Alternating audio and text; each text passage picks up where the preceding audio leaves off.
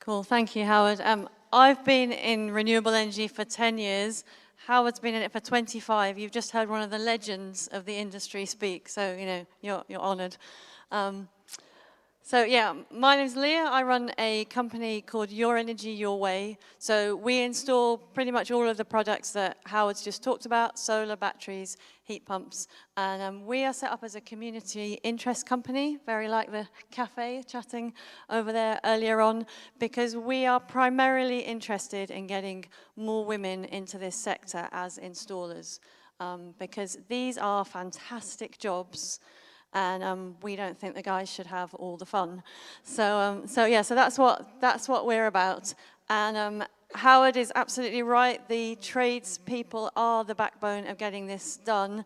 But the sad news is that if you look at some of the numbers, it is an aging workforce, and we are not replenishing at the rate which we need to, even to kind of just carry on business as usual.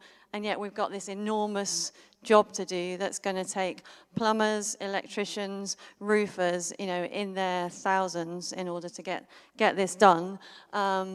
So we looked at a lot of the things that were going on in the industry. As I say, I've been in the industry for 10 years now, running my own firm for 6.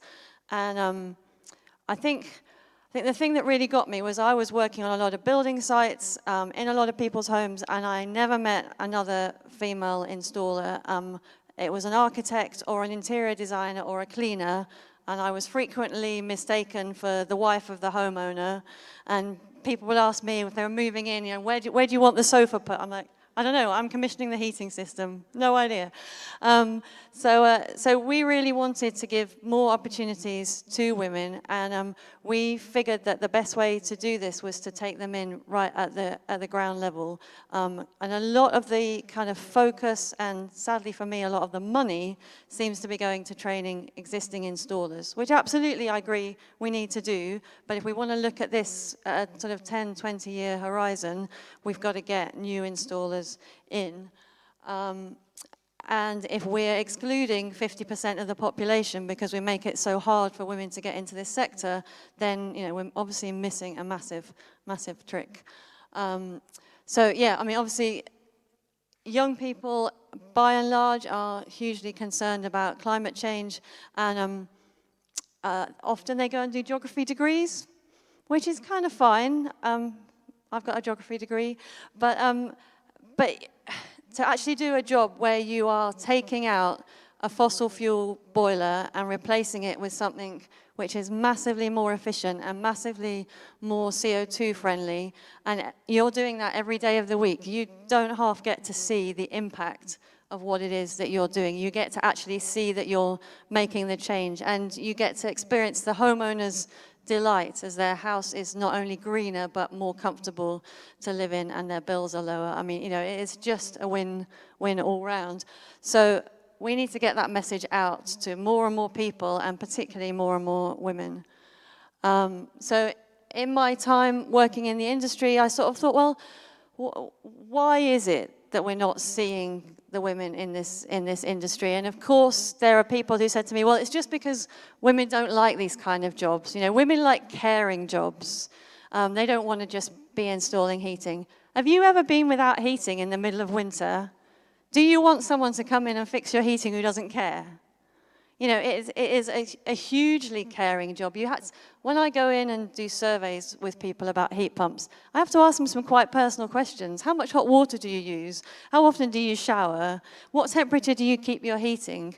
And then you end up in kind of arguments between couples about who has it at 20 and who has it at 21. These are the real intimate details of people's lives. And you're not telling me that they're not things that women care about just as much as men. So yes, there's a lack of role models. There just aren't many women out there doing this. Sort of similar but linked, just the experience, kind of work experience, is really hard to come by in this trade in general, and particularly if you're a woman. Finding an apprenticeship is really hard for pretty much anybody, unless you've got an uncle or a cousin or a brother who's kind of in the industry.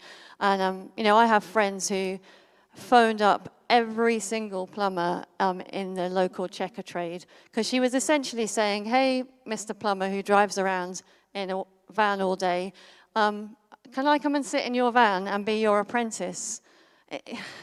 It's not an easy sell, believe me. So, you know, how do we make those apprenticeships available to women? We also have a terrible retention rate of women in this industry. So sadly, even the women who do find their way in, it's not always brilliantly caring and supportive, and often you're the only woman, and that can be really hard and really lonely. What I have found is that most women in this industry come in much later in life. So I have teenage sons. Teenagers are herd creatures. They go with their friends. So, you know, it's an unusual girl who says, I don't want to do hairdressing or caring or go to university. I want to go and be a plumber. I mean, there are women out there who do that, and I have one working for me. She's amazing. But they're in the minority. I find more often women who've come into this job have come into it a little bit later on in life, maybe in their 20s, maybe in their 30s, through all sorts of, I always make a point of asking, and you get some fascinating stories through all sorts of circumstances. But at the moment, if you do an apprenticeship, your employer can pay you £6.40 an hour for the first hour. I mean, you're not surviving on that unless you've got the bank of mum and dad or rich husband to support you. So what we set out to do with Your Energy, Your Way, when I started the company, was to try and overcome some of these barriers. So, we are a bit lucky in that we find customers who really appreciate the sort of bespoke service that we offer, and the attention to detail, and a lot of very personal advice and kind of hand-holding. And, you know, we work really closely with homeowners to deliver something that's very, very tailored to their needs. So it means that we're kind of working on a low volume of quite high value opportunities. So it gives us time. We're not in a kind of rush in, rush out kind of world. So we've got time to train people. And also our customers really appreciate what we're doing. So that gives us a unique opportunity to be able to take women on and train them. So this is kind of what we have created. We actually did a crowdfund in order to be able to fund this, and it was like the most exciting week because we were raising 250K. We did it through an organization called Ethex, who a lot of community energy run their share offers on, and we were paying a rate of interest. We've borrowed this money, so it's all at risk to my firm, but we kind of filled our share offer in about 2.5 days. So it was just so exciting to see people really getting behind this vision. Because essentially we've had to raise money because we've taken 4 women on at once because we wanted to create that group and that cohort and that ability for people to kind of look after each other. And also we're paying them all the living wage. So, you know, it's obviously costs us money because currently they're not really contributing masses in terms of their output to the company. So we are a firm of 12, and we've currently 8 women and 4 men, which, given that the overall percentage of women plumbers is 1 or 2% of the workforce, I think kind of, you know, we're doing all right. And that's us. That's what we do. And really for us, we're a community interest company, but we still need to pay the wages. We still need to kind of keep the whole thing ticking over. So for us, it's all about how can we grow sustainably so we can take on more people. I've had 2 people contact me in the last week saying, have we got any apprenticeships available? And sadly, at the moment, I can't take anyone extra on. But yeah, that's us. That's what we're trying to do, and hopefully just gives you an insight into the fact that this isn't just about homeowners and all the fantastic things that Howard's outlined. It's also about building a green economy, because there's a strand of kind of argument against all this green stuff, which is, well, it's just expensive for hardworking families.